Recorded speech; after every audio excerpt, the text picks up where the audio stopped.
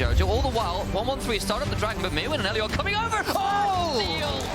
1-1-3 now slowed down. Parus shuffled away by Jojo, looking to get an auto or two more down. Can't get to the blast cone. No flash, Aurora. No flash, Vego. No flash, no flash. Oh, I will have save you. Careful here. I don't have saves. I'm going to. I think what? We need help. Oh. We need help, guys. But I can kill him. Sorry. No, it's okay. My bad. KOI versus BDS Game 1 was a lot of things, but close was absolutely not one of them. How are you feeling, resident BDS salesman Jackspectra? Sell them more to me. So, you give Kalista, who's permabanned in every single other region. Fair point. And you pick Corki over it. Also fair. And then it's like, okay, so you give Kalistas. That means you must have some plan into it, right? But then they completely botched the early game. Somehow giving level 2 first is a new concept. And if we can bring up the replay here, it was just mistake after mistake after mistake. And it's like, guys, we gave them Kalista, so surely we know what Kalista does. Very strong early game. We don't fight Kalista early game. But then they take a terrible trade level 1, so they're forced to recall. So 1-1-3 has to abandon them on this bot side, and then they get dove, and then the Kalista just snowballs out of control. And now credit to Elyoya, he's in every single position where he needs to be. Right now he did the dive bot, he's here for the Drake, but even later on, after this mid kill, credit to Alvaro for being here. But at the same time, the cohesiveness is just great. Right now he's also here just for this dive, and once they sense blood in the water, they're just everywhere. Elyoya and Alvaro just completely taking over early game, just complete duo. And Kalista, again, how can you give Kalista with Zyra as well on blue side? I feel like it's one of the weird things where you just get 2 first picks as blue side, which shouldn't really happen with Kalista and Zyra, and they just completely take over the game just from, you know, strong early game picks and fantastic snowballing. I think one thing we said at the start of the day was jungle support's going to be important. It was important, but it was very important. Like, It was okay, quite important. They gave them Kalista Zyra, and they clearly had no good answer into it. So, yes, they got stomped, but is the series over? You answer, Mr. Merchant. I mean, you're the merchant Yeah, here. you're the merchant The thing here, is, my I guy. want to say no, but that was disturbing what I just watched. Like, they had no clue what to do. Okay, a little bit more positivity here. You Okay, cannot just throw them in the bin like that. You need to sell them It is to a me. bad sign If when Odo is the 1-1-3 one gets balancing you out. Nidalee, if 1-1-3 gets Nidalee, maybe can win. I like how you rhyme that. Thank Yeah, you. That's good. that's the only way. The other big question that we were talking about, of course, you can see the draft below as well. And reminder, we are playing Fearless, so every time you see a champion picked, it cannot be picked again in the series. Bans are not taken into account. So none of these champions will be available. So at least Zyra and Kalista are gone now. Yeah. It took a game loss to get them banned, but they are now banned. I did like a little bit the thought process from BDS. You know, even though I feel like the Viego was a miss, I feel like the reason it was a miss was because it didn't really have good pairings to play with. Because it is a 1-1-3 champion. It is a champion that has agency in the early game for him to do his funky plays. Because if everyone knows 1-1-3, he's doing a lot of crazy stuff. But at the same time, there was just not enough cohesiveness, and I really want going into Game 2 to see a little bit more. Keep up this sort of style where, you know, you put 1-1-3 on a lot of skirmish power champions. I really like that they also put Irrelevant on Ambessa, a champion that I criticized him for not playing before. I feel like they had a lot of skirmish power, but they didn't really have the right pieces. Tools. Yeah, they didn't really have the right pieces to gel together and make this into a good unit that can work. Yeah, their comp is kind of weird, I think. It's a lot of follow-up, but not a lot of starting power. So, if coming into this game too, I think now Jojo doesn't have the Azir, so maybe he'll be forced to blind pick more of a immobile mage, in which case he's easier to target. And bot lane should not be 0-5 at 10 minutes because they don't have Kalista anymore. Yeah. So let's go BDS. Okay, has this shaken your faith at all? Are you willing? Because I think that there's so many people who will just be like, draft diff, and sometimes they're There was coping. an 18,000 gold diff at 30 minutes. It's hard to stay completely faithful. But are you? I mean, Come on, sell it. 1-1-3 on Nidalee. Let's go. I like that you're keeping it simple. I think credit to MKOI, but I think the struggle with a game this dominant, right, is I don't feel like we've learned much from either side. You said it yourself, right? Like 2 first picks on blue side. It's never supposed to happen. So for MKOI fans, while they can be like, hell yeah, the classic KOI stomp that we've gotten used to seeing with this dominant early game, it didn't really feel like they were tested. It really didn't, and I also think that the MKOI fans can rejoice because this is their playground. We've seen them play a lot of different stuff during the regular season. I feel like now they weren't really forced to show much, you know. Myrwn, another one of two champions with Ambessa and Cassante being there. Now he's forced on something else. But I feel like they have a lot more in the tool shed that they will bring out for next game, and it's just another one of those, you know, skirmish heavy styles that they can just opt into and make it work. While on the side of BDS, that's where I'm a little bit more reserved, because right now they had all the opportunities and all the tools to show something great, and they didn't. But hopefully they're going to pick it back up together and make it work, because they just missed a little bit of fighting power and a little bit of jail this game. Yeah, I think like the positive outlook is like BDS choked the draft a little bit and then choked the early game, and then it snowballed really well for MKOI.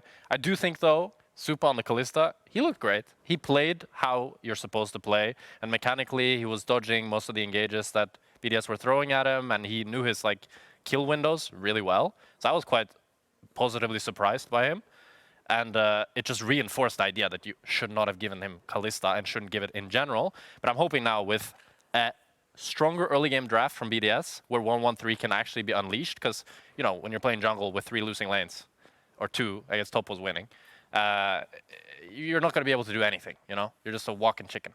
I think that the best thing for MKOI is not actually, like, in a weird way, like, yeah, the game win is important, but just someone let Kalista through. Yeah. You smashed them for letting Kalista through. Yeah. Now, for the rest of playoffs, no one will ever not ban Kalista against MKOI again, Yep. which is important, because the do-it-you-won't thing with a lot of these, like, S-tier champions, there are occasionally situations where people let a Nidalee through, and if you don't play it and you don't take it, you've exposed all of your future drafts. And I also think this is the reason why BDS chose to let Kalista go all the way to 4th pick, because I think that MKOI was perhaps one of the only teams where they didn't really show a lot of high priority on Kalista, and even when they did, it didn't really snowball the game as cleanly as they did now. But right now, statement game, future of playoffs, you maybe cannot give Kalista so early to MKOI.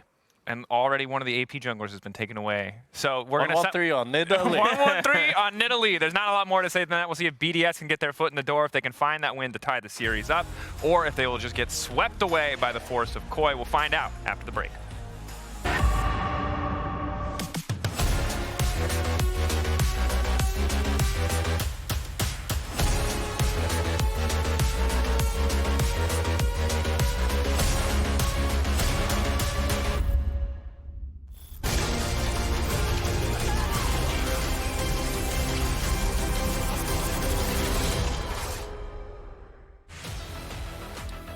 Hello, one and all, and welcome back to the LEC. I am with Stupid. And I'm Stupid. Hi, how's it going? Welcome back to the LEC. After we just saw a demolition in Game 1 from Movistar KOI of BDS. Kalista hasn't always, this split, been great for our LEC teams, but this one proved, as just as Drakos and the Des were saying, I don't think we see that, well, we won't see it again this series because it's fearless, but I don't think Supa and Movistar KOI should be given that pick at all. They demolished that game. That was a lot of agency given to the wrong parts of the map if you were BDS. Movistar KOI managed to absolutely annihilate that. I mean, Jackspectra said it on desk, right? Like, you get that far ahead, you get 18,000 gold ahead, it's over.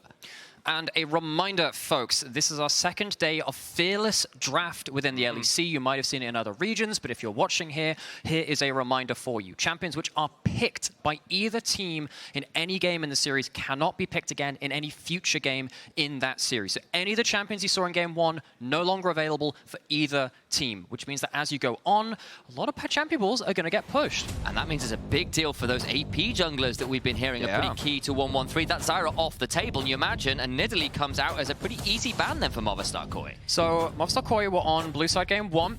BDS chose blue side for this game here. Blue side has been the side of choice for many. And as we were saying last game, really important that the Zyra was picked by Movistar KOI because it is one of 1-1-3's real top tier junglers. If they ban away the Nidalee, that is the top 2 really gone. And for those who are still getting used to the Fearless draft system, all of the bans for Fearless are in the middle of the screen, right there saying Series Ban Game 1. Those are all the champions played last game. They are not available, just so you're all given a heads up. Braum banned by BDS as their last kind of ban, and last one out for Movistar KOI. I actually want to just quickly, before we move on to the first pick, really talk about the first 2 bans from BDS, the Vi and the Nocturne. The reason I like them in Fearless is that once you start losing champions, Vi and Nocturne unlock some champions you can't always play elsewhere. It's not as relevant in this game, but future games, maybe you let one of them through and you play Vi Ahri, Vi Taliyah, which you might not play without those junglers. And the Jace banned away from Nuke has been one of his choice champions too. Maybe that changes things. Does leave the Nidalee open if BDS want to pick it. It is. Is it first pick worthy? Elyoya obviously is a big player of the Nidalee too. Instead, they go towards the Maokai, strictly a flex, but again, a bit of a setup pick, a bit of a disengaged pick. You can use it to set up for those ranged, slower comps that BDS tend to favor for the mid game. And on the whole, I prefer BDS when they have a strong front line if they pick poke champions with it. Maokai can absolutely be that. Thimble Winter on this champion is not okay. It's very cheap, 2,400 gold for that item, and as soon as he gets that, regardless of the role he's in jungle or top lane, can be very, very nasty. However, this was banned away from Jojo last time. Yone comes through, melee engage for the mid laner of Movistar KOI, one of their specialties too. Do they want to pair it up with something like a Sejuani? You often see that as a 1-2 if you go towards it. In fact, there you go. I am prescient. Wow, there we go. great job, Sam. Paying attention to the meta. There we go. Good stuff. BDS, what do they want to lock in alongside the Maokai? Of course, as you're saying, flex pick before that point. We want to lock in one of our choice bot laners like Varus. Varus could be a pretty good blind pick here as well. Of course, you'd have to survive as an immobile carry against the Yone. You could go for Ezreal if you feel a little bit more in danger like that too. What is the plan? I really want to see them get a more stable 2v2. Tristana, not that. That is likely going into mid lane against the Yone, especially as a blind pick. Different champion altogether. It's a matchup we saw a lot of last year. That was when the items were different, when it felt like everyone was playing AD carries and AD champions mid at the time. A lot of Tristana, a lot of Corki before the Corki rework, of course, and is locked in there. First pick, I think, for the LEC this year, if my memory serves, but I think my brother was checking that one up, and it is. It's only been played in the LPL, I believe, so far this year, so that's a new one for here. We saw the Viego first time last game, the Tristana this time, so BDS have been practicing some different stuff, whereas Movistar KOI go back to the tried and trusted Ezreal, very, very powerful, and the Varus we call out for BDS, very easy lock-in for them there. So, double AD carry plus frontline so far for BDS. It is the support. You've got the AD carry. He's got to be a little bit more self-agency. It's not going to need his support to sit around so much. You can play around this Sejuani Yone. Doesn't need a stun double. Exactly. It's like the Tom Cruise of AD carries, just like Jackspectra is the Tom Cruise of the Analyst stuff. It's like draft impossible 5. There you go. As we come through to the next set of bans, though. Getting rid of the Elise here to go with the Varus can be a little bit nasty with the Maokai. Early, you can do a lot of pretty good dives and a lot of resets of those aggro, of the turret aggro. And also, a very good lane swap champion, which I'm sure Caedrel's chat was glad to see that we didn't have last We game. had standard lanes. We had standard lanes. Yay! No more rants about that thing. Which is no Quinn's getting lane swapped on. Yeah, true. Hey, Quinn's really good on this patch. Just not good in a lane swap. Yeah, really not great when you dove at level 1. Not the best thing. Okay, hard CC support's being banned away by BDS. They have double melee engages so far. Yone can go through the front line to your back line. Sejuani can't.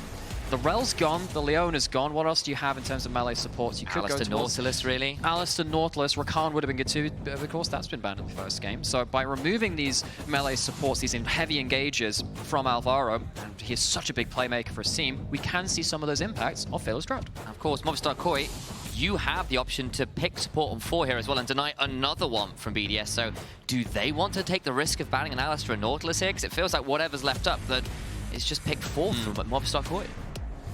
Leona's very good at lane 2. The Ornn taken away. Funnily enough, it's actually irrelevant. He had a great Ornn game. Yes, he did. Their last game in Split versus Carmine Core was a win for them. Looked really good with a heavy front line. And of course, the Maokai being flexible potentially could have been a pick for themselves later on, especially with the double AD carries. You want a stronger front line for that.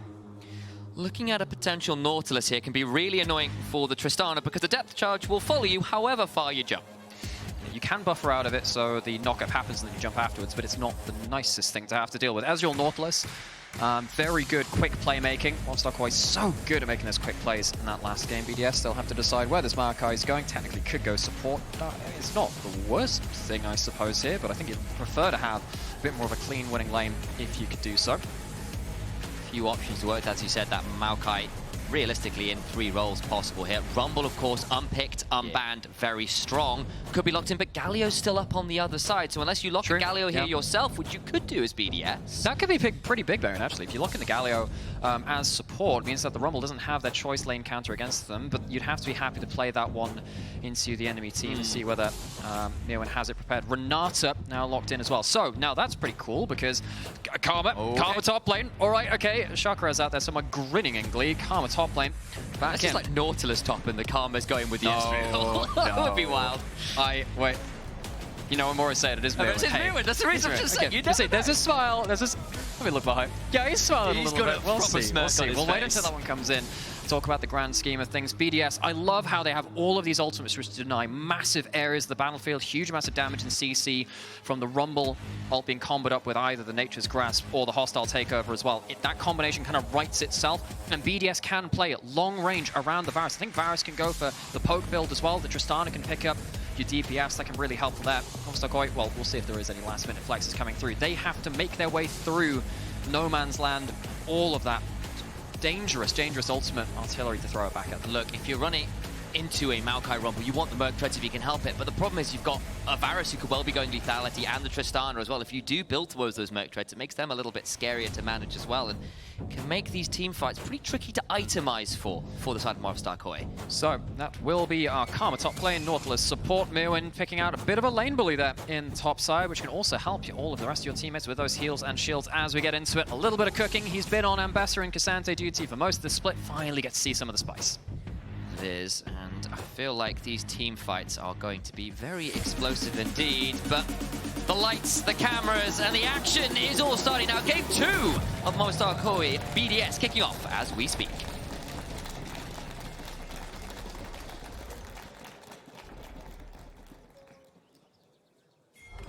Welcome to Summoner's Rift. Thank you, announcer. It is indeed a warm welcome to Summoner's Rift, a sunny 30 degrees C, as Movistar KOI looking to heat things hot. Doing the weather report now. I am. One of the great things about Nautilus is you have a really good level 1, so you can just walk in like this, threaten the hook, and what this means is that you can potentially spot out whatever the heck is happening with level 1 lane assignments. Irrelevant is in that bush. He's not been seen, but the wards here do give a lot of information. Sweeper's going to come back through, though, for BDS to try and protect that a little bit more. Not really sure who wants the lane swap here, though. Karma would prefer to be the lane bully, I presume. So Movistar KOI, I think they'd like to take that matchup, but then I suppose you would be avoiding the Varus Renata lane, which is really nasty. It is on hit Varus, by the way. There is the lethal tempo there, not the poke. I was wondering whether it would be one or the other, since you already have the consistent DPS of that Tristana. Poke, very nasty in the laning phase, though. But the on hit, obviously better for later in the game. That it will be, and again, you've already got 180 carry, so adding in a second with that front line can be pretty valuable, all things said and done. Double lethal tempo is the choices for both the Tristana and the Varus. Irrelevant going to now be a known quantity as he heads into the jungle. Is it going to suggest a lane swap? Probably not. Looks like we are actually getting standard lanes, 2 games in a row. Yeah, I think there was a choice here by Movistar KOI. Do you try and avoid the Varus, or do you try and use the Karma? And by this, they've said Karma. Let's go. Trust in Myrwn. He'll do something fun at level 1 or in the early levels. Very good lane bully pick. We occasionally see the Karma coming out. And yeah, I'm sure there are many people out there, Mark, who are glad that we don't see the lane swap. And part of this as well is it feels like across the world, there's been a question for nearly 2 years now about how the hell do you answer Rumble and lane? And Galio felt like the only option that people had come up with. Shout out to Broken Blade, who was one of the first to pull that out. Oh, Breathe really didn't like that. No, he hated it. It was a bad time. And that's kind of been the globally accepted answer into the champion. But Myrwn, never shy of cooking, has come out with the Karma. We'll see whether that does manage the Rumble and lane. Immediately, better pushing lanes for BDS in the early levels compared to that last game. I mean, it's not really a surprise when you give over the Callisto in game 1 that you're going to lose a little bit of that push about the place. But what I'm really interested in now, you're not against the Zyra now. There's 1-1-3. You don't have to be... nice buffer away. But you don't have to be continually farming, worried that the Zyra will just eventually outvalue you. You're tank versus tank in the jungle. You're on a similar path. You don't have to feel like you're forced to do anything. And we were doing a little bit of looking into BDS before we came on air as well, and we realized, hang on, Nuke has managed to pick up every player of the game that BDS had this split. They won 4 games, and all 4 of those games was Nuke getting the MVPs. And last game, he just wasn't as involved as it feels like BDS often need him to be. He's a bit of a litmus test for the team. If BDS are winning, Nuke is often front and center. And on something like the Tristana, which is normally a bit of a risky pick in that mid lane, he will have to position himself very well, and he'll have to be a lot of damage for this team alongside, of course, the Rumble and Varus too. But yeah, I love to see Nuke on something that can sit in the back line, choose his own positioning, and be a really good scaling threat. That has typically been how BDS have played the game. The way that we phrased this coming into today was Movistar KOI, they're a faster team. BDS, they're a bit of a slower team. That's not a bad thing being a slow team when you've got a ticking time bomb like Nuke on the whole in the mid lane on the picks which he's chosen himself, but lands. Parus takes a bit of a chunk, but it's going to be all right. The Ignite came out of Alvaro, but not too much more than that. Gets a chunk onto Parus, but Elyoya had wrapped around the back of the Dragon Pit to see if something else was going to go on, but Does look like that'll be the end of the altercation. Yay, we get a game which lasts beyond the first few laps of the game. But this time last time. Yeah, it's really hard as a caster because they're like, hang on, what do you do after this point? I mean, obviously in that game the answer was not a lot. Not lose. Hey, they tried with the bush baits and stuff, right? That's about as good as they can do. In this one, hopefully we'll a little bit more of an even contest. Still, nothing too much happening so far. We'll have Dragon spawning in 30 seconds and the Grub spawning a minute. After that, it's probably going to be our next organised point of contest, either as a trade or as an actual little skirmish, but that's still a moment or two away. We'll start seeing our first sets of resets to see whether he's setting up for that. Send a little message to the PO box and say, hey, would you like to turn up and fight at this time? We'll meet you behind this by the locker behind the gym at 5 p.m. See you later, nerd. Prize, 1 grub, maybe even 3. Maybe even 3. Maybe even 3 if you're lucky. How exciting! Yeah, we do. Speaking of that, memes aside, we have the roams up towards. Hi, Ice. How's it going? Great. There you go. Well, moving up towards that top side, he'll be able to push that out. Gets towards that top lane first, which means that he'll be able to get that control of the top side. Of course, Karma has a lot of wave clear. It's not going to be completely uncontested. Ezreal's sticking a bit longer in the bot side, just trying to push in that wave on the other side of the map. There's Parus roaming mid now, giving a bit of support, matching Alvaro here. The Grubs do look like they are being potentially considered by both teams, with the supports and AD carries kind of all coming up towards that side of the map. Okay, so both top laners have teleport. They can reset and join in. Both mid laners don't have teleport, so if they get any more chunk than they are now, that will affect a potential contest in 20 seconds. Unless the setup is delayed, they can recall and get back out onto the map. 1-1-3, able to put down a sapling or 2 if he wants to get some vision. Alvaro and Elyoya now around in mid lane to make sure Jojo can get to level 6 to do something. Hook lands, that's quite close to tower. Not much you can do with that. Yeah, didn't want to follow up on that. Went for the Q3, the Mortal Steel just wide with the option there. Nuke did take a bit of a chunk, but then again, so is Jojo and Movistar KOI in the river first. So, important things to note, we do have level 6 for all of our solo lanes. Don't have it for the Maokai. Supa could jump onto Ice, and indeed he does. Bit of a chunk onto that Varus, and that might ward BDS off starting up the Grubs, but they've wandered into river themselves. I was wondering if Ice had made a mistake by pushing out another wave top lane, not joining the bulk of his team. Means he can get pushed out there. But Movistar KOI did lose control of the river. It's kind of priced for that. Obviously, because of that extra camp, 1-1-3 just hit level 6, a huge break point for the Maokai. Especially, dude, well, look, this is going to sound really weird. Geography is important in League of Legends. Blue side Maokai loves fighting around this grub pit with this, because if you look at just the way that the ult can kind of pen you against it, if you were in the grub pit, the ult comes across like, thanks, just waved across that. But you get the point. You get the idea. Look, if you're in the roots come across, you get stuck in there and it's a bad time, yeah. If you're stuck in the pit, the Maokai gets big value out of the ultimate. Turns out it's quite a good point with that one. And Movistar KOI don't really want anything to do with that. 3 grubs taken by BDS. Yay, they're on the board in terms of objectives. That is a much slower early game, which honestly for BDS is a godsend, because this feels more like a BDS game than it does a Movistar KOI game. I have to say, hang on, that's actually a pretty good trade. I never really liked geography in Were you not a geography enjoyer? No, not really. You know, I learned about the erosion and other stuff and things and rocks. Good for you. That was great. But, yeah, that's part of geography, right? But now it really the Aerosmiths and the deep purples and all these things. Wow, all those kind of rocks, incredible. Yeah, it took video games for me to really like that subject, I guess. Good trade from Jojo again, getting those Q3s consistently onto Nuke, trading back. Still, remember Jojo's still got the ult here. Parus hanging out just behind to see whether they can bait Jojo into stepping a little too far. Won't happen though. Yeah, nice from Parus, because even if Jojo went forward there, bail out, turns it around with the jump onto him. I think you made the right choice in the decision behind that. It's kind of scary when Yone kind of flings his unbound soul. That's actually very scary if you think about it, flinging an unbound soul at you. Astral projection! But if you jump back on him with the bomb, you get the extra trade back. That's about as good as it goes. I mean, obviously, you don't want to get hit by the Q3 in the first place. Dragon has now spawned. Resets coming in from BDS. They're not really in position to do that much about it. And particularly with 1-1-3 on 3 Ruby Crystals instead of a bigger component. Doesn't feel like he's in a great place to contest right now. Goes back and turns him into 2 Giants belts. How do the gems turn into belts? Things we'll never know. But he's in a better spot now if he does want to fight around this. But of course, we're talking about the geography being good on the top side of the map for the Maokai. Less good on the bot side, because you can retreat a little bit easier away from the ult. It does look like Movistar KOI will be the ones on that dragon first. Jojo still threatening Nuke here. Gets a Spirit Cleave and a chunk, but explosive charge put in his head will ward off too much more than that.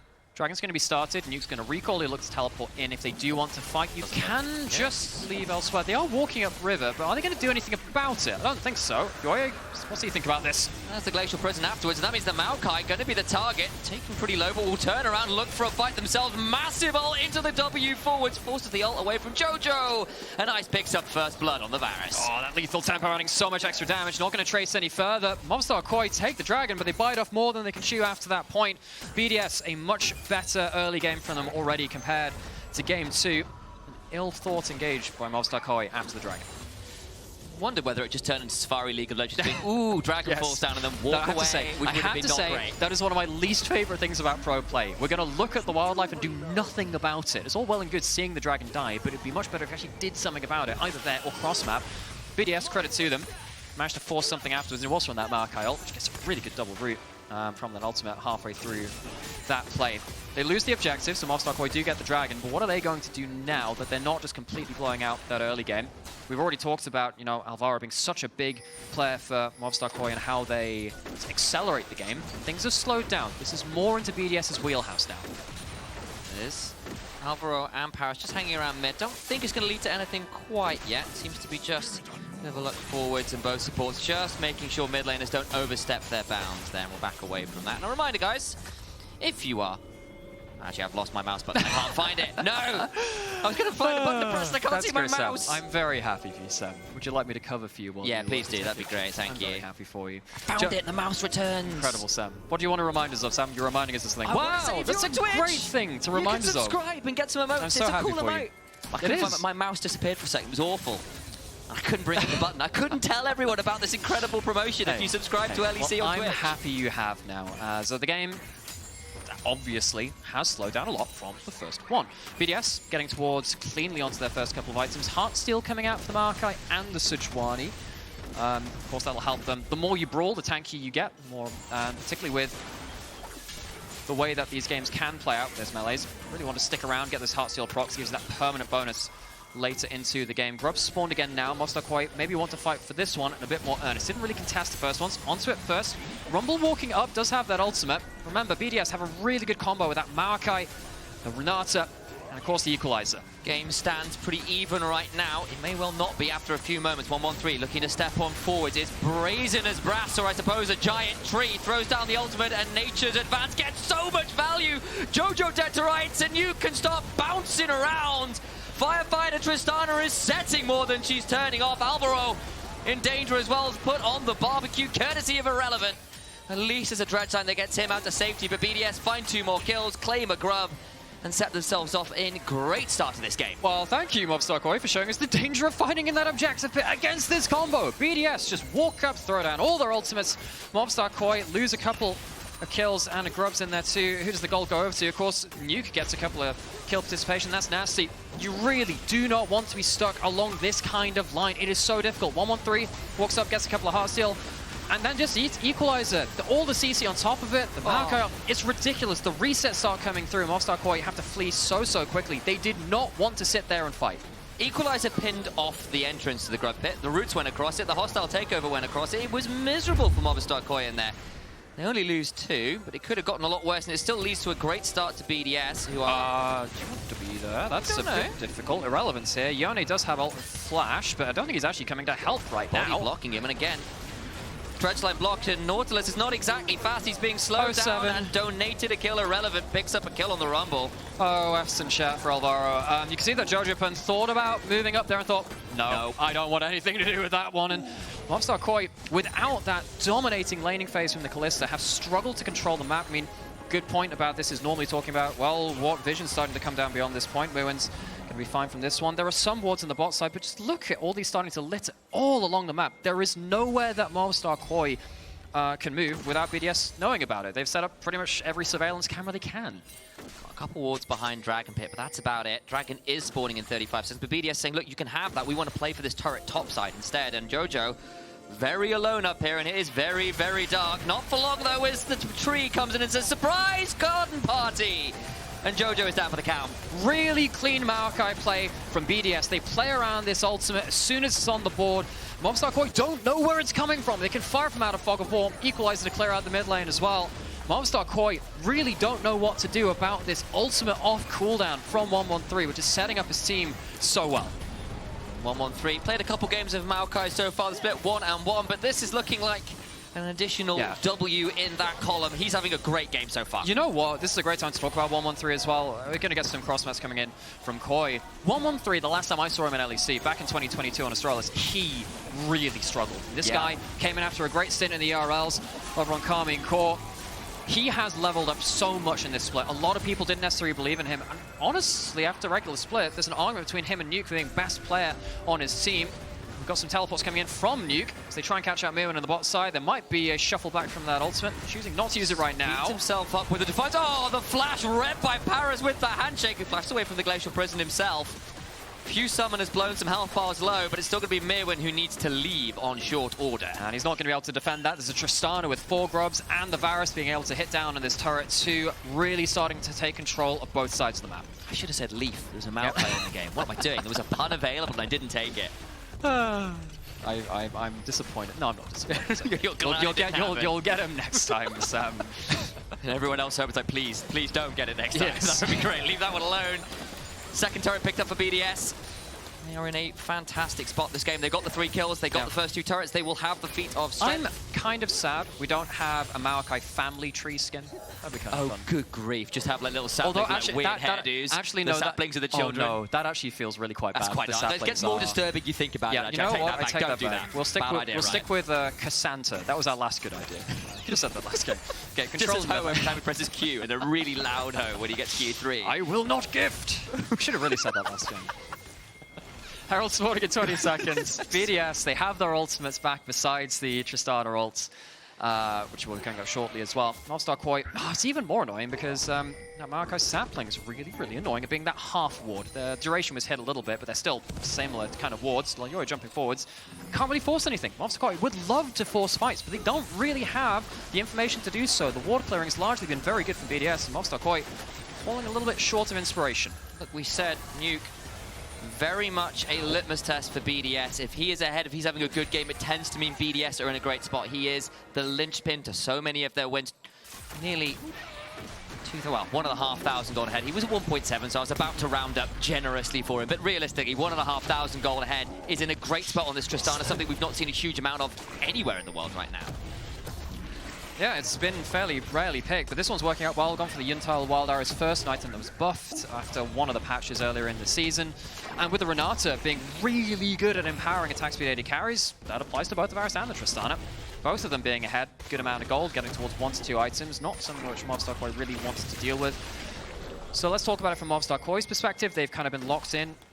What do they do? Of course, you do have the Karma, good lane bully, has the Malignance being a damage threat, and you can start to shield someone like the Yone to allow them a little bit extra time to go through. You can try and shield someone like the Ezreal to survive as well, and Sejuani all over the wall. Glacial Prison onto the Maokai, not the easiest target to take down, but will still likely be in a spot. That has to flash away, throws down the ult themselves, and there's the Equalizer after onto Supa, who's rooted up on top of the fire, just about surviving, but that's left the side laner out to drive. Myrwn goes down. Irrelevant flashes in to kill Supa as well. Will surely fall out, but he's got a bailout. Can try and keep him alive. No, finally goes down, but Jojo is an additional price. Movistar KOI gets a kill finally.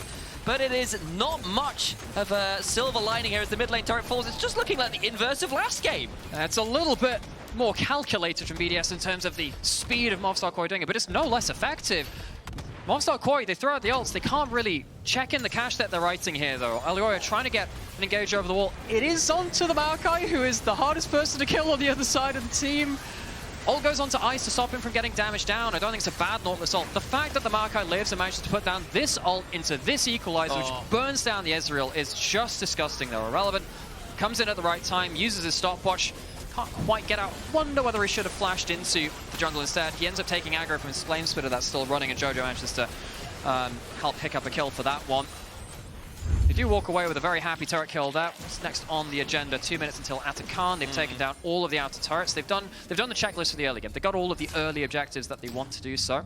Getting themselves towards 2 items now, and they'll set up towards Atakhan. Break over from one side of the map, stop Movistar KOI from contesting and play around that Maokai to lock down the objectives they want. And look, sometimes when you draft Rumble and Maokai together, you get a lot of tenacity built up, and the combo isn't quite as dangerous as it would be early in the game. This time, there's only one set of mag treads. It's on Alvaro, and they're behind the curve. There's no tenacity coming anytime soon from these champions, and unless you get a Mikhails or something, you get hit by you are going to be roasted alive. Yeah, and Nautilus, I think I've only ever seen one game of Mikhails and Nautilus. I haven't recently, actually. It was so weird. I was thinking, that champion does not want a Mikhails. Anyway. Could solo lane Karma pick it up after the Malignance? I mean, probably going to go to attack build or whatever. You probably want to do a lot of things with that. You see that might go towards Saras. That's an ult from Jojo, dodged out of by Nuke. Ooh, good buster shot after. Now Jojo's in danger. The explosive charge just having flashes for a bit more, trying to get some more hops forward. Jojo with a solo kill. Mortal Steel is stronger than the Yordle. Who cares about a gold lead? Yone does Yone things. Tristana goes down for their first death of the game. Jojo,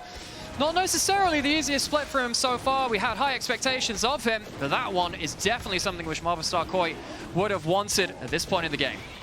2 and 3 trying to come back on in. Does it against Nuke as well. It's a key person to take out. This that is shutdown huge, is big. They guys, get something. This is big, right? Because not just the tower going down here as well. If we look at everything else, that's allowed an extra couple of wards to come in on top side. It means that before this, BDS had a good lockdown on the top side of the map.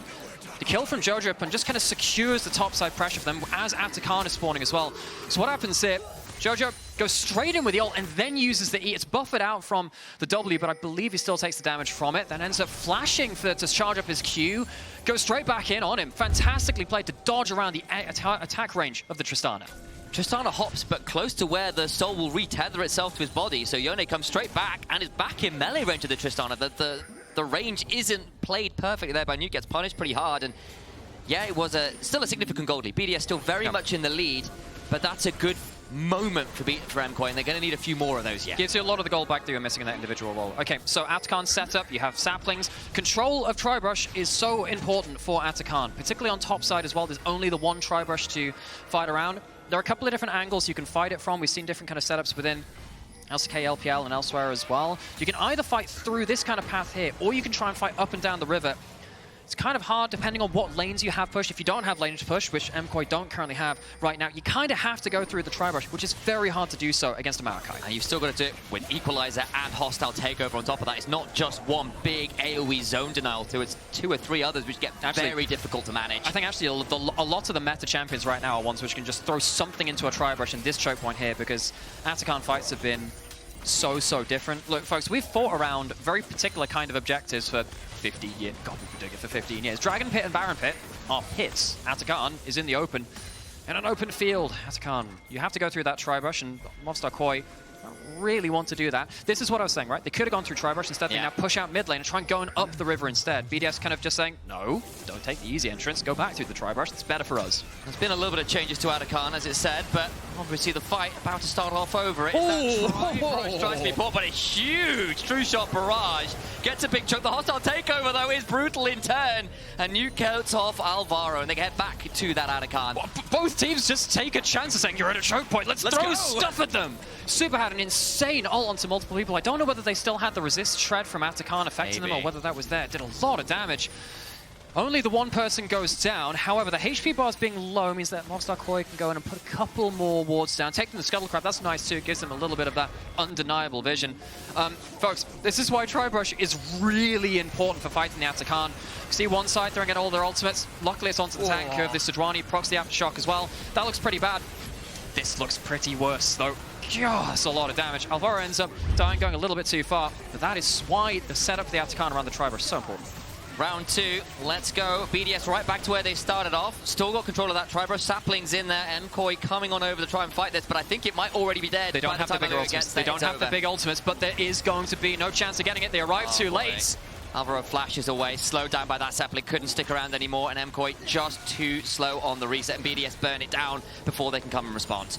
Oh, Movistar KOI been really shoved out of most of the objectives. That kill onto Nuke earlier, I thought that would make it a little bit easier to go towards the Atakhan, and I suppose it did. They had a chance to go towards it, but BDS, they calmed down, they used the next round of ultimates. Now they have really good ability to force a fight like this. W113 goes on him with the twisted advance. Myrwn will likely fall as the explosive charge on top of him. Bailout comes on top, and Nuku does get withdrawn. They get two as Jojo finds a good angle. Ice not here as it stands. Elyoya falls down as Parus and 113 finish the job there. Still strictly a 3v3. They'll get one more, but these withdrawals are getting swiftly whittled down. Jojo's picking most of them up, and BDS fumble the Atakhan shove in pretty catastrophic fashion. Yeah, normally you want to force fights. Don't want to lose everyone like that, though. 5 for 2, but 5 of those are withdrawals. So Movistar KOI not going to get the full value out of them. They do manage to, of course, immediately go back to base and add onto the map. But the Atakhan, which was well set up, well taken, not actually going to lead to that much after that point. Movistar KOI leaving, feeling like they could have lost a lot more from that. This is one of the better case scenarios. Ocean Dragon spawns in about 40 seconds. It would be Soul point for Movistar KOI if they can pick it up, but certainly not Soul anytime soon. I think both teams theoretically okay to give it up. See whether there will actually be a fight over it nonetheless. Yeah, we're getting towards the point where, of course, items coming in for both teams. We've got the 2 item spike from both the Yone and the Ezreal. Calm's about to hit 2 items as well, going towards the Seraphs after the Malignants for the double mana scaling on that item. They're not bad spikes. You're hitting them later, of course, than BDS, but if you hit someone not named Maokai, good chance you can blow up one of the carries at short up. The question is, can they do that and the bailout without giving a kill through? BDS going to walk up, take themselves into a turret here. They want to be strong on the bot side of the map for the dragon spawning just now, and they do just that. Walk up, take the tower, leave wards on your way back, go take the dragon.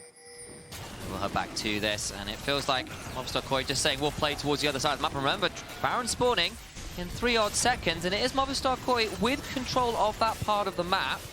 How bold are they feeling? They don't want to overforce, but they do have control there. Dragon secured. BDS pull off that one. That'll be a second Drake for them. And swiftly a fast alteration comes down in front of that Baron just to make sure that Movistar KOI weren't rushing it on spawn. Nah, they're not called T1. I don't think they can do it like that. Right on spawn. You know, what I found kind of interesting about the way Atakhan came about is that too many people were doing 20-minute Barons with Zyra's ult. And then they're like, okay, let's make Baron really hard to kill. Wait, why is no one taking objectives at 20 minutes? Okay, let's put an objective in at 20 minutes and put Baron back to 25 minutes, because they didn't quite exactly figure out what they wanted to do with that objective, I think. But I think we've reached a good even point now, the Atakhan being a different objective for Baron. Add something else to fight for, just kind of fun. I was kind of sad that have we seen a Ruinous Atakhan in play yet? I don't remember having seen one. Yeah, I think there might have been Maybe there has been. I don't remember. Production, if you know, tell us, and then we'll tell everyone else. But for now, I'm just going to confidently say no. No, you don't have to tell us. It's not relevant now. We're past it anyway. BDS going to walk forwards. 113 losing a lot of his HP, but he's a tanky tree. Sap magic and unending despair. He does not care at all. Nuke gets a kill. Supa being slowed down by the Electro Harpoon. Cleanses it. It just doesn't matter. He's burning out. Down to about 5% HP as the Fate Seal goes wide. And Jojo now left up in the mid lane will force Relevant to go golden. Mantra Q will not come on through. The Soul Flare is the upgraded Q ability from Karma. Not going to be used. Then they head straight back over towards the Baron. The man advantage is currently BDS's. So a lot of tools used. Movistar KOI, they don't really have anything left to retake the pit here. BDS, they can tank this up for forever with the Maokai. They are teleporting, but there aren't that many tools left. Nuke jumping out. True Shot, Barrage, and a Dream can look for an angle on in here. Jojo can unbind the Soul, finds an angle, looks for Q1, unbinds the Soul, can look for a big angle on in. 113 bike time though. Baylor comes on through and Irrelevant is dead. BDS now in danger as they're split apart. Nuke needs to reset, does have TP. Can't quite have it happen as 113 split off from the team. Sap Magic healing is decent, but not enough. And now this is giving Movistar KOI a moment where BDS are split apart to look towards the Baron. They're also low. One reset has come on through. Teleport now back from Nuke. 3v5. BDS are going to have to try and play this one out as MKOI aren't exactly high HP either. Where is this one going? Alvaro looks for the hook, lands it onto Parus. Perhaps not the easiest target, but a big knocker for Jojo. Baylor comes on through and Parus likely dies. Survives by rebounding his soldiers. Jojo. Ice trying to trade this one out, gets one back potentially. Ice does get one, but he's on top of the Soul Flare. The Movistar KOI against all odds find themselves an ace into BDS. Insanely played from Movistar KOI, given what tools were available. There was a Mantra Q in there from Myrwn, which shredded BDS on their retreat from the Baron, and I think that's what really opened up that play. We'll go into replay of this. There aren't any big ultimates available. Watch Myrwn. This is why you've played the top lane combat. Look at the damage onto 3 people. Yeah, they're behind the game, but they've still got the AP Karma build. God, so much. And then effectively, Movistar KOI realized, hey, they can be tanky, but I mean, there's no one backing up the Maokai now. We can keep them on the map. Doesn't matter if you miss a skill shot or two. Let's just keep them here. This is our best chance, even with our HP bars low. Yeah, Nuke flies in. They do clean up one or two, but this is still one of the better opportunities that they have. Jodo uses the Krug to stack up his Q after that point, and they're ready to go. Second hook hits. Yeah, you do have the double AD carries, but they don't have the Maokai this time, which means it is much easier for Movistar KOI to get themselves some important kills. Ice tries to get going, starts to stack up a lot of that attack speed, but is swiftly taken out. Can't quite deliver into all 5 members. Back to Baron though, and Movistar KOI couldn't take it in the break. Yeah, and remember this time they actually have their ultimates. The Maokai goes in again. Gold lead has been shrunk, but it's still very much BDS favor. Now Elyoya is the one who's being caught out. The Sejuani is roast pork. Pick that one up. The depth charge comes on through. Hostile takeover onto Supa. Just eat away from Parus. Bailed out, but will fall. Not enough money to bring that business back from the brink. Alvaro hooks on in and will swiftly regret it. Double hop this time as Myrwn is taken down by Nuke. Supa goes over the wall, but it's faster shot out. Jojo looks for an angle. Has unbound the soul. Equalizer keeps Supa pinned into that choke point, but will not take them low. BDS win the fight, but they are all quite low. I don't know whether they can do Baron yet again. It still stays up. Dude, I'm loving these fights. They are so... This is popcorn League of Legends, folks. Sometimes you just sat there and say, all right, let's have a hands check. Nuke getting the rarely seen double jump there. Immediately, one after the other, slamming down a reset on top of Movistar KOI. And once again, Baron is not taken. Dragon is now up in 30 seconds. It wouldn't be sold for either team, because the Atakhan is, of course, the BDS there on top of your screen. Big objectives to still fight over. Really need to see what big tools are available whenever you approach these fights. This time it went better for BDS because, I mean, it's quite easy to say it went better because they have their ults. Is that a bit oversimplifying? Yeah. Worth checking on items here as well. 3 items for both the AD carriers of BDS and similarly for Jojo and Supa. Feels like this is about as even as it's going to get for a while. Gold lead has gone back to about 3,000 for BDS, but the damage carriers of Movistar KOI are kind of looking to be able to punch pound for pound right now. Jojo missed his ult in that last fight, has an Infinity Edge. If he hits that in the next fight, it can change everything. As we said, the Maokai can tank this Baron for forever. Movistar KOI walking forward, seeing if they can get themselves an entry into a decent fight. All 10 members present and accounted for. On the way again, it feels like the Baron has been the death of both teams so far. Mid lane tier 1, now an attack from Movistar KOI. Elyoya spotted out by the control ward as they're trying to prevent easy access to the turret from BDS. It looks like that mid tier 1 finally falls. Minions finish the job as Myrwn and Jojo shove that in. So, Movistar KOI in a much better scenario than I thought they would be after that early game, honestly. They managed to fight their way back, despite BDS locking down a lot of the map pretty well. A lot of this game is really just being ruled by this Maokai, though. 1-1-3 just going forwards time after time. Very, very tanky with how many heart steal? A lot of heart steal stacks. Yep, that'll help. 342 so far. No, that's Sejuani's got much less. Jojo going forwards, though. That is not as tanky to the Yone with the Infinity Edge. Get a big chunk onto 1-1-3 with the Glacier Prison lands. Gonna be onto Parus, who throws down the Locket Shield, the hostile takeover, and Nature's Grasp burned. That's a lot of tools used. That is an awful lot of tools used. You need to use them so effectively for BDS. They throw out a lot of their big line space-denying tools, and now Movistar KOI say, okay, that's a lot of that gone. Let's go towards the Baron ourselves. BDS realize, okay, there's not much we can do about this. Baron are half HP, and I think they might have to give up the approach. Baron going to be starting taken down. No way in for BDS, and now Movistar KOI turn for the fight. Fate Sealed used. Going to be Jojo locked up, though, and taken out just shy. And it's his own fate that ends up being sealed. Myrwn now in danger, being run down by the Rumble, and Nuke, who can hop over the wall. Both solo laners from Movistar KOI might be the penance they pay for taking the Baron. Minions starting to do a lot of work. They're trying to make sure that this Karma, who can run real fast with Defiance, may get an execute. I don't know. There's not been a lot of damage on it so far. Trying to reset. Wait, Baron powered. Recall not enough. Nuke hops forward and gets the kill. Oh, the game of hide and seek cut short. BDS somehow managed to catch out Jojo. Jojo whiffs another ultimate, even with that big Infinity Edge. Let's go straight into the back of BDS. That does mean Dragon goes to BDS. Movistar KOI will have the Baron buff on 3 members. Myrwn and Jojopyun are not going to have them. We'll see what they can do with that while it lasts. Nuke now 10-2-6 on this Tristana, is having a phenomenal game. Chains of Corruption as well from Ice in this fight. Keep your eye on it, because when Jojo does step forward, it's immediately halted in its tracks, courtesy of a great ult from Ice. Yeah, but this is where things go wrong. Jojo, look, that ult was pretty far off, actually, and he doesn't have the ability to press E immediately back. Goes down. we were saying, hey, the next time that ultimate hits, you'll see the damage that will come through. It hasn't done just yet. He's had, you know, that fantastic 1v1 against Nuke in the top side, but that's been the one bright spark, really. And production did get back to us, by the way. There has been no ruinous Atakhan in any major region, so there you go. Thank you very much, production. We're at 33 minutes into a game. It was taken like 10 minutes. I know. Production did me some work. I wanted to thank them for it. Thank you, production. You're wonderful people. Always thank your production. That is actually a great rule of thumb. They control the micro. They control the mic. He who controls the microphones controls the world. Of League of Legends. Of course, yeah, of course. Very specifically.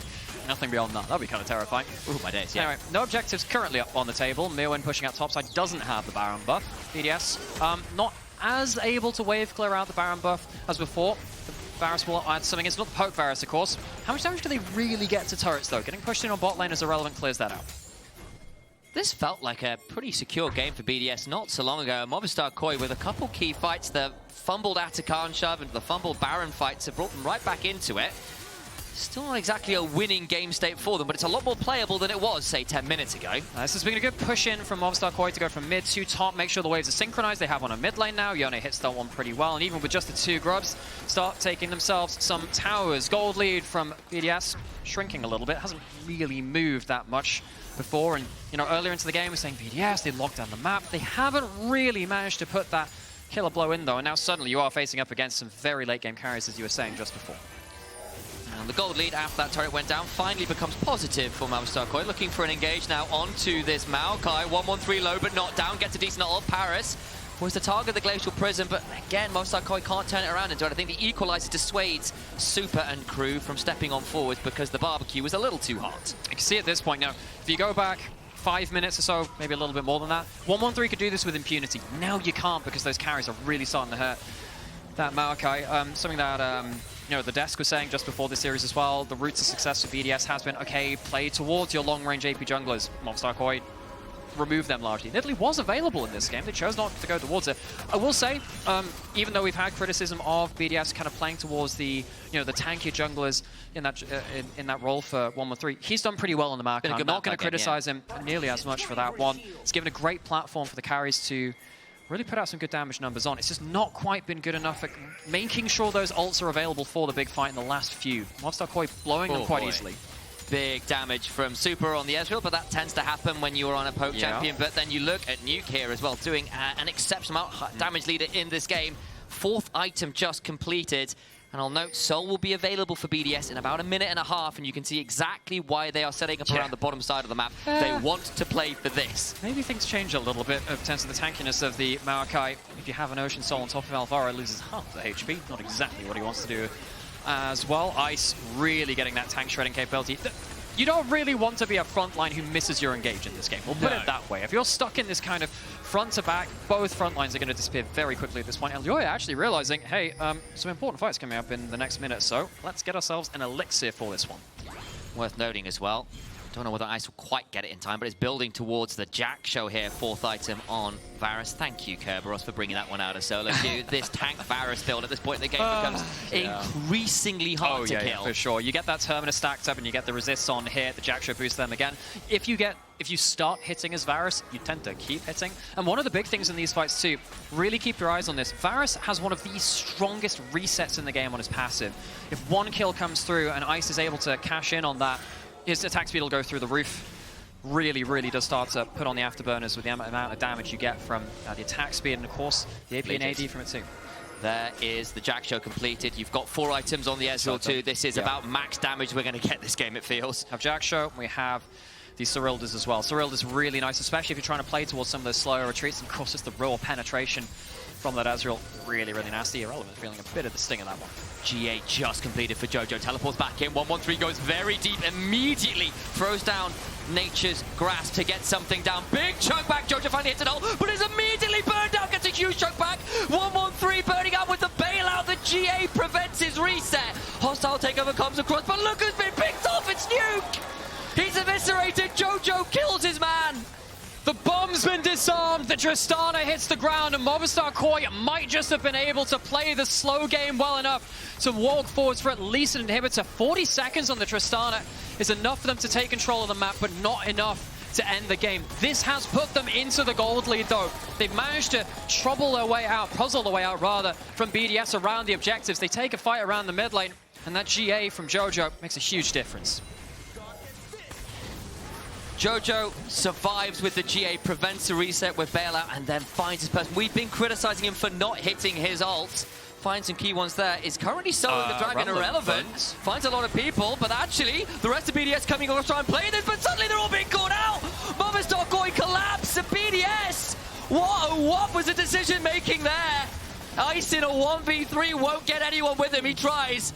And the respawns will come on through for Newcomb 1-1-3, but it's a trade for the rest of the team. BDS try and sneak their way towards the Dragon, but all they find is doom. Dragon goes over to Movistar KOI. It's not Soul, but it's so many kills on top of it that BDS are really going to struggle to move outside their base now. Just immediately after these fights have happened, red wards have started to litter their entire side of the map. It's been a much slower game. It's been much harder to play out from Movistar KOI because BDS had a great foothold and a great composition to deny areas of the map. They go from Dragon, they go over towards Baron, and with the death time is still pretty high from BDS, they can't fight this. The best they can look for is a steal. Ice not on the map. They'll have to let it go. Don't want to lose another death for nothing. Second Baron coming on through, and BDS were up 5,000 gold. Blink and you miss it. It's now 3,000 gold to Movistar KOI. They've got Soul Point. They've got a second Baron, and they are in the driver's seat in this game. So this fight takes place in mid lane. Haven't seen that many around this kind of terrain. And as we said, if you're a frontline stuck in the front to back, you really take a lot more damage at this point in the game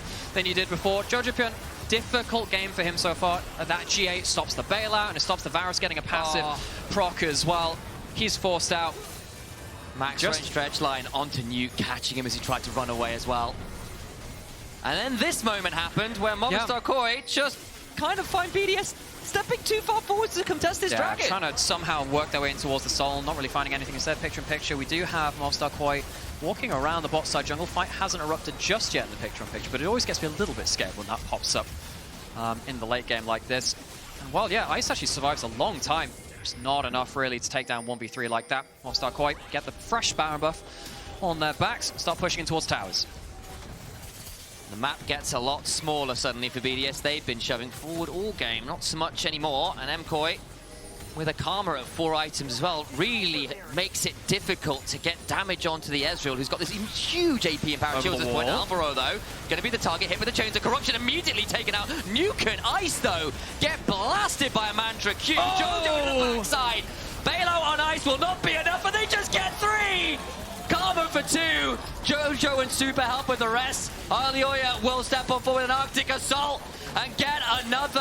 Nuke's got to try and pull off something. And there is just nothing to be found. He digs deep and the well is dry. Movistar KOI made to work for it in game 2. But work hard they do, and it will be a 2-0 to the Spanish Org.